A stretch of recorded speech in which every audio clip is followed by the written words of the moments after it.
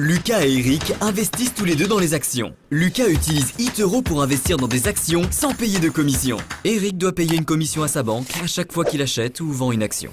Lucas utilise CopyTrader pour reproduire les portefeuilles des meilleurs investisseurs en temps réel. Eric reçoit des conseils d'investissement de la part de son cousin Paul. Disque laser. Alors, comment se fait-il que Eric soit un aussi bon investisseur que Lucas? Il ne l'est pas, parce que Lucas utilise eToro et Eric ne le fait pas. Téléchargez eToro et investissez dans des actions sans payer de commission.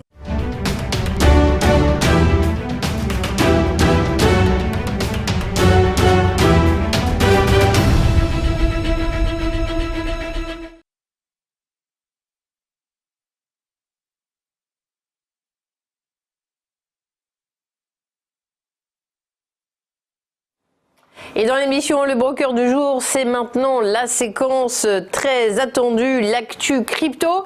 Alors David Derry, comment ça se passe du côté du Bitcoin par exemple ? Eh ben, plutôt bien.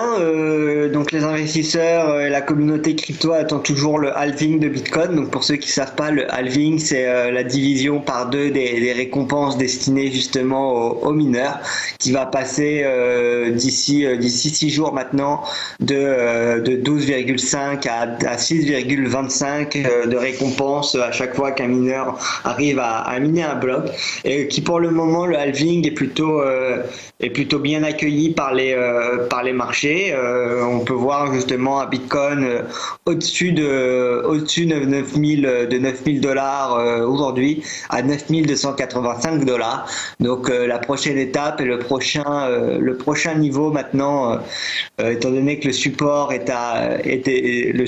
prochain support important est à 9000 dollars, étant donné que c'était une résistance, et donc on est passé à un niveau de support. Et le prochain niveau de résistance intéressant à regarder, ce sera aux alentours de 10 000 dollars, qui joue quand même un bon niveau psychologique sur le Bitcoin. Et donc ça va être intéressant de suivre l'évolution. Pour rappel, lors des précédents halvings qu'on a connus sur le Bitcoin, les cours ont souvent augmenté par la suite, donc ça va être intéressant à suivre. Autre crypto-monnaie aussi qui a bien bougé cette semaine et qui hier était un peu en repli par rapport à des monnaies comme le Bitcoin, par rapport à des crypto-monnaies comme le Bitcoin, c'est Ethereum.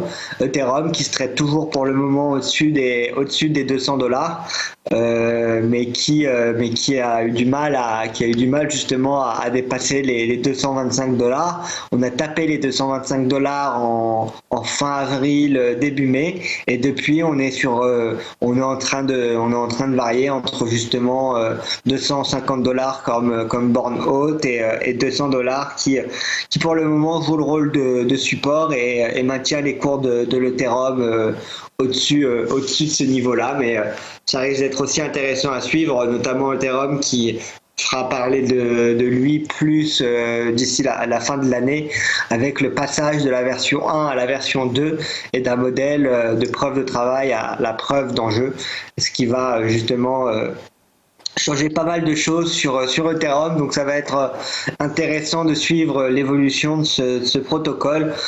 Pour rappel, Ethereum, c'est un protocole décentralisé qui permet justement aux personnes qui le souhaitent de développer des applications décentralisées sur la blockchain directement, et donc ça peut être assez intéressant pour les investisseurs qui souhaitent justement une exposition et une diversification par rapport au marché classique, et une exposition sur l'industrie des crypto-monnaies. Autre sinon solution pour investir dans les crypto-monnaies, je sais que Antoine en a un peu parlé, mardi. Ouais. Il a parlé justement des copies portfolio crypto, et donc on propose nous chez eToro en plus des crypto-monnaies, donc des 17, si je ne dis pas de bêtises, des 17 crypto-monnaies proposées sur eToro, des 16 crypto-monnaies proposées sur eToro.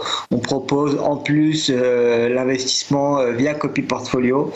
Donc là, on en voit un à l'écran à titre d'exemple qui s'appelle le Crypto Equal Copy Portfolio, qui va être exposé de manière égalitaire sur toutes les crypto-monnaies qu'on propose sur la plateforme. Mais il y a d'autres Copy Portfolio qui soit gérés par eToro, soit gérés par des partenaires financiers d'eToro comme Napoléon X par exemple, on ne cite que, qui vous permettent justement en un clic de bouton d'être investi sur toute cette industrie sans avoir vous-même à regarder et à vérifier chaque crypto-monnaie et chaque sous-jacent. Donc ça peut être un outil pour les personnes qui souhaitent rentrer sur ce marché.